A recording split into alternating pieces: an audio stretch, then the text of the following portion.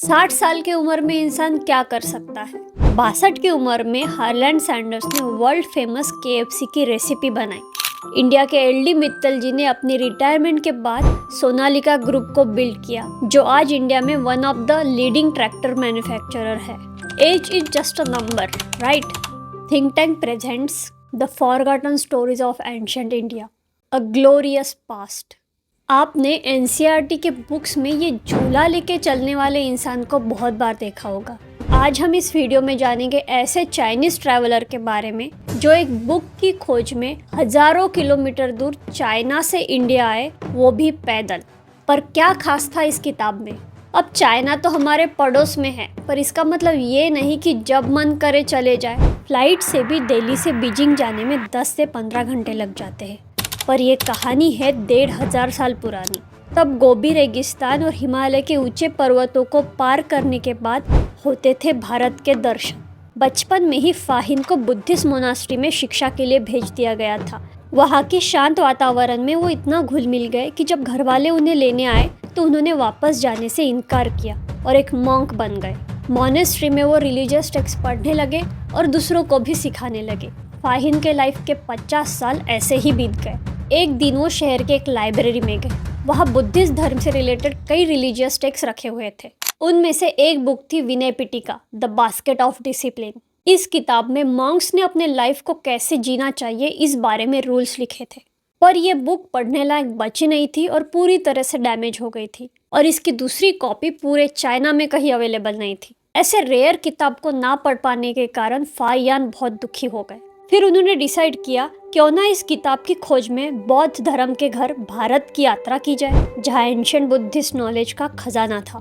60 साल की उम्र में 4 मॉन्क्स को अपने साथ लेकर वो भारत की तरफ चल पड़े। जर्नी की शुरुआत हुई चैंगएन से, जो चाइना के किन डिनास्टी का हिस्सा था। 1.5 साल पैदल चलने के बाद काशगर से होते हुए वो पहुंचे खोतान, जो तरीम घाटी में था और एंशिएंट सिल्क रूट का हिस्सा था। खोतान के बाद फाहियान के सामने द ग्रेट हिमालयस को पार करने का चैलेंज आया। इस बर्फीले तूफानों वाले माउंटेन्स को पार करना बहुत मुश्किल था। इसी बर्फीले तूफान में उनके एक साथी की भी मौत हो गई। मरते वक्त उसने फाहियान को आगे ना जाने की भी सलाह दी। फाहिन के पास ठंडी में गर्मी का एहसास दिलाने वाली कोई खास जैकेट तो नहीं थी, पर विनय पिटिका को पाने का पक्का इरादा जरूर था। वो चलते रहे बिना हार माने। आगे वो स्वात वैली में पहुंचे, जहां से उनके भारत की असली जर्नी शुरू हुई। चाइना से अपनी जर्नी शुरू करने के 5 साल बाद वो मथुरा पहुंचे। उनकी किताब में वो मथुरा को मात और लो के नाम से लिखते हैं, जिसका मीनिंग होता है मोरों का शहर। मथुरा से श्रावस्ती और श्रावस्ती से वो पहुंचे पाटलिपुत्र, जो उस वक्त बौद्ध धर्म का इम्पोर्टेंट तीर्थ स्थल माना जाता था। पाटलिपुत्र पर तब गुप्ता डायनास्टी के चंद्रगुप्त II का शासन हुआ करता था। एकदम सादा जीवन जीने वाले फाहियान पाटलिपुत्र के महलों को देखकर बहुत मेस्मराइज हो गए।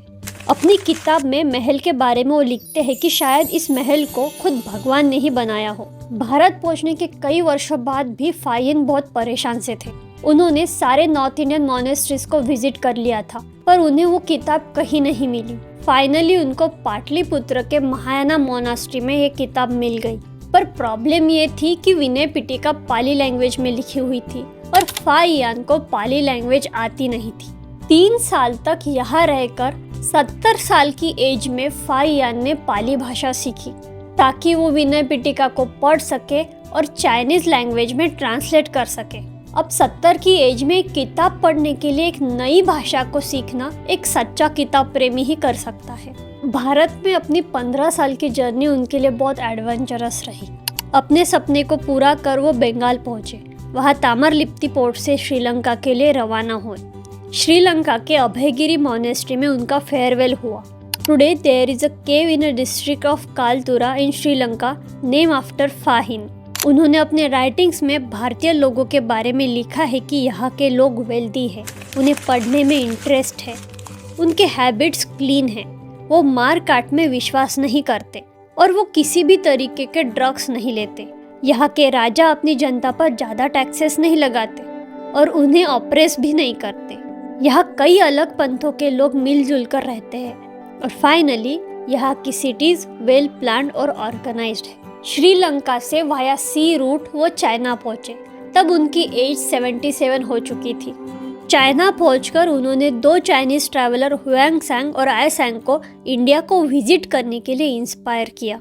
थिंक टैंक के इस सीरीज में ऐसी ही वेल रिसर्च स्टोरीज हम आपके सामने लाते रहेंगे। So subscribe to Think tank.